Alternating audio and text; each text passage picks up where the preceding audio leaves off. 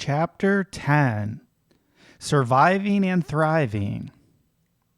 We now enter a section of the book where I will cover the parts of my life that have been made possible solely because of my recovery.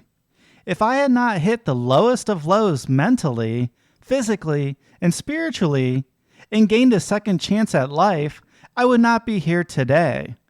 I was given another chance at life, and I am here today in a state of highly functioning recovery. I am a person who needs affirmation and to be told how I am doing. My psychiatrist has told me he is proud of me and helped me find the best steps forward. I know that one of the main reasons I am still on this earth is to help others. I have said this at various times throughout the book, but I believe it to be so true and worth mentioning again. A lot of what I'm about to talk about will describe the high points of my mental health recovery for not only myself, but the people around me who are also included in my journey. I cannot do a lot of what I have and wanted to do without a mode of transportation. At the deepest, darkest times, I would travel in my car with a wide assortment of non-alcoholic drinks and snacks with the hope they would lessen the panic and anxiety I would have during driving. This was if I was driving at all, which I had not done for a while before my mental health crash. I had lost all confidence in myself as a driver, which felt for the best and for the safety of myself and others.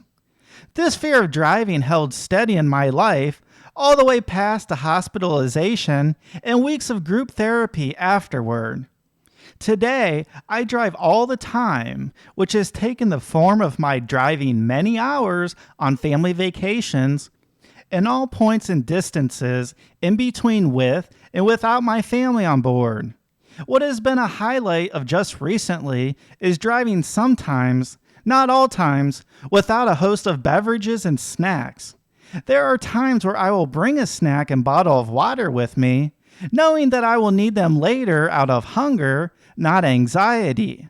A bottle of water is for thirst instead of stress and fear.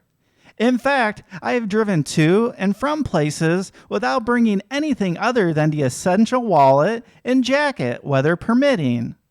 A few short months into my recovery, as an attempt to get back at it and speak in public again, I booked speaking engagements at colleges and universities in the Chicago, Illinois, and Miami, Florida areas. Attending these engagements was to be a 4-day trip that had me speak in front of classes and groups of people about one of my areas of expertise, workforce preparation and personal branding. Two of the groups I was going to be speaking to were the college students who had just earned certificates of achievement that would allow them to continue to pursue their academic goals.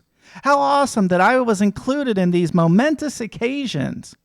All the speaking engagements were arranged prior through a shared social network between the teaching faculty and me. A lot of unknowns, new people which I had never met before, in plane, taxi, and train travel, all at a time when I reverted from my iPhone to a flip phone with only talk and texting functionality. I took the whole trip as a challenge, which some could argue I may not have been ready for. Nonetheless, I prepared the best I could and did it. I knew that I wanted to help others, to share my story, to help them fight adversity, and this opportunity was what jump-started my successful career of becoming a public speaker and advocate for mental health. So not only did I speak to 3 classes at 2 universities in one day, but I conquered a newly found fear of heights while on top of the Willis Tower, formerly known as the Sears Tower. I even had someone take my picture sitting on top of the glass partition to document my success. I have since continued to speak to audiences of varying sizes, some up to 300 plus per engagement, where I have used high-level outlines of what I intended to cover and taped them to the floor. I have learned that it is okay whether I want to use speaking aids or not. It takes some of the pressure off me always having to memorize the topics and their order, especially with the added butterflies in my stomach.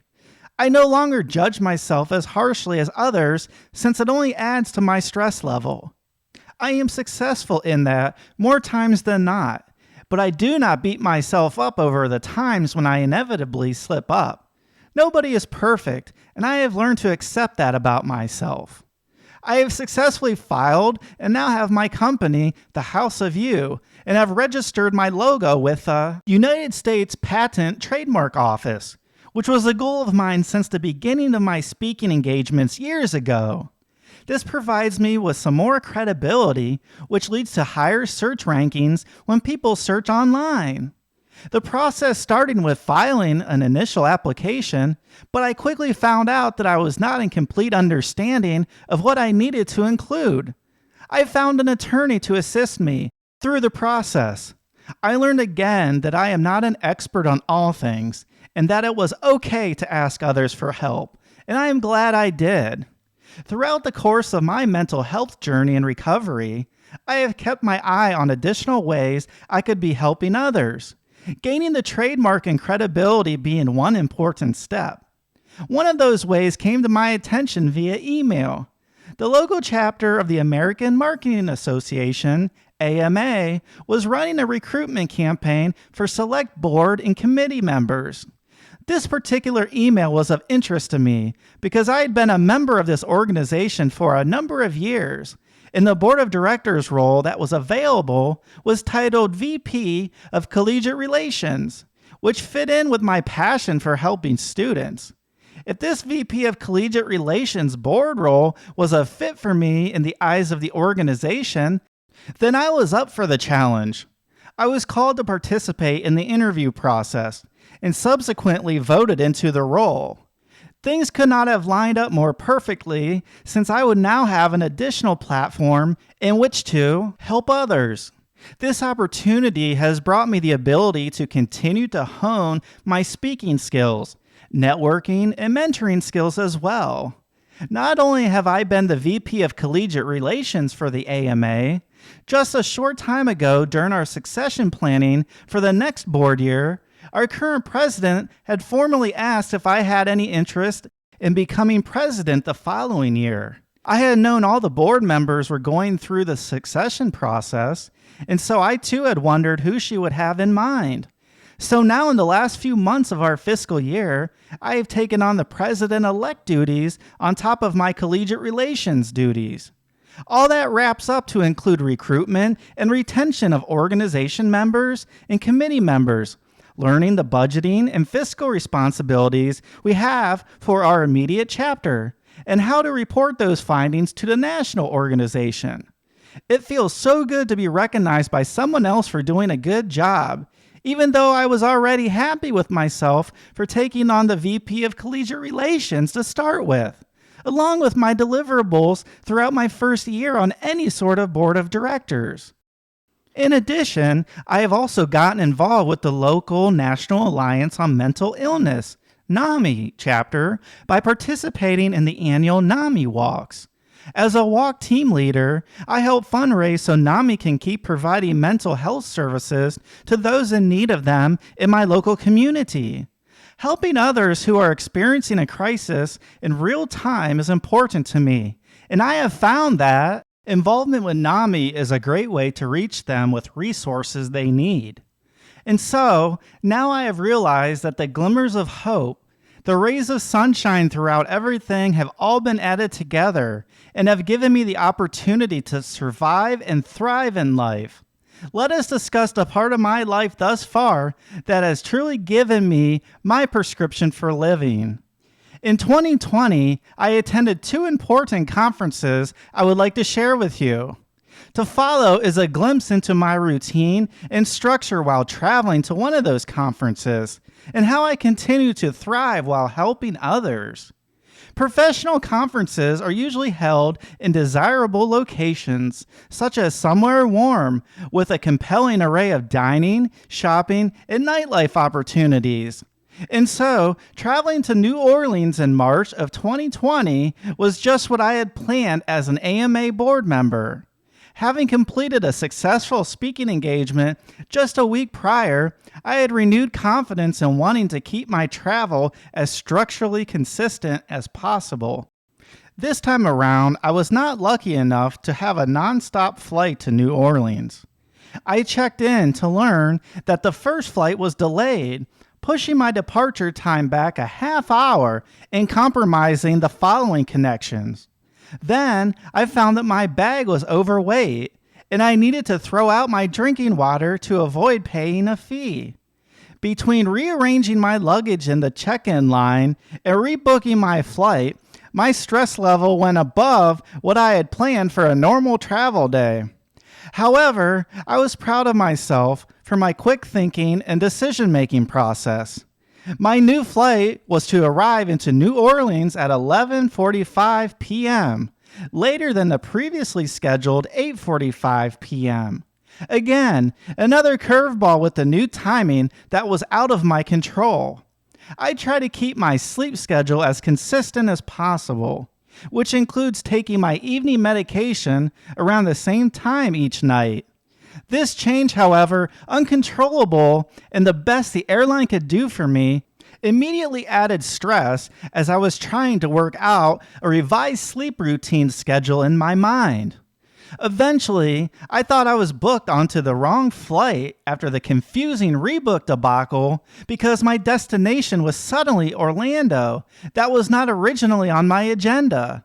I checked out the flight and gate information on the large monitors in the airport. I searched multiple monitors for a flight to New Orleans and did not see my flight. The number on my boarding pass did not match any flight information on the airport monitors. So I began to think my flight would just continue to Orlando after New Orleans. Except I learned on the flight in which my boarding pass had directed me to, once we were pulling away from the gate with closed, securely fastened doors, that the flight time to Orlando would be 1 hour and 52 minutes. So in true Home Alone 2 fashion, I thought I was on the wrong flight. The ticket attendant at the gate before boarding told me that there was only one stop on my boarding pass, and Orlando was not listed as the destination. Later, I was reassured by a flight attendant that my plane will stop in Baltimore as expected and continue to Orlando to pick up new passengers from Orlando on their way to New Orleans. Those passengers currently on board en route to Baltimore and Orlando to end in New Orleans will not need to get off the plane at those stops. So I sat back in a completely new seat that I had not previously selected and enjoyed the flight as best I could. At least I was not stuck in a middle seat. When traveling, anything could change, but I had prepared myself with my go-to Calm app and noise-canceling headphones. As I arrived at the conference in New Orleans as scheduled, I was proud that I made the best of a hectic and chaotic travel day. I can manage my mental health so much better at this point that stressful travel no longer consumes my being. During the conference, I was able to interact and socialize with the conference organizers and attendees in a seamless manner. I think this was made possible by all the tasks in my recovery toolbox, and even in part due to what had transpired during my travels. At some past conferences, I was like a fish out of water. I would avoid joining groups and socializing as best I could, from the networking breakfast to keynote presentations. Here, I did not feel that way. I felt a little more empowered and social than usual, which was a great thing for me. A side note here is that in the past, I would usually attend conferences with a coworker or someone I knew from the organization. So a person might correlate that to a more relaxed behavior, but that was not further from the truth for me. It did not matter how many people I knew and was comfortable with beforehand. I was not taking care of myself and prioritizing my needs in a healthy way at the time. Now, in New Orleans, I was attending by myself with nobody from my organization, and I was functioning at a high level. Case in point, during one of my most vulnerable times of day for anxiety, at lunch toward the middle of the afternoon, I was able to stand on stage with my co-table moderators in front of attendees and focus on what I was going to say about my background and expertise, while each of the 6 co-moderators ahead of me shared theirs. This was huge for me because despite the time of day, my ability to stay within myself and focusing on the task at hand, I was able to keep my cool. I remember many times where I would focus so much on what others were saying that I would lose focus on what I was going to share, coming across scatterbrained and ill-prepared. I was and still am immensely proud of myself for this recent achievement in New Orleans. No matter how well I picked up a task or function, I notoriously struggled with feeling a sense of happiness or accomplishment. And not this time. This was a major win for me in my mental health. I received the following statement from a student at the conference. Thank you for taking the time to talk with us at the Sales and Marketing Roundtable. I wanted to let you know I've already started to put together my portfolio and samples of my classwork thanks to the advice you gave us. Receiving this statement solidified my happiness at how well this conference had gone for me. On the final day in New Orleans, I treated myself to a visit to Bourbon Street, known for wildness and binge drinking. In the past, this environment would have presented a huge challenge for me, with a chance of relapsing into old habits. This time around, that did not happen. I stayed within myself, reminding myself about how far I have come and to remember my progress. I was happy all around because I was proving to myself how good of a spot I am in. The next day, my travels home fortunately did not include a cross-country trip, and I made it home to Cleveland as expected with no issues. Like in New Orleans, for example, I have had and continue to have great wins in times of happiness, but need to keep working at my mental health. I, like you, need to continue to identify new methods of self-care to add to my mental health toolbox. Falling backwards in my recovery is a challenge I face every day. But I have the faith that I can continue recovering and helping others in any way that I can.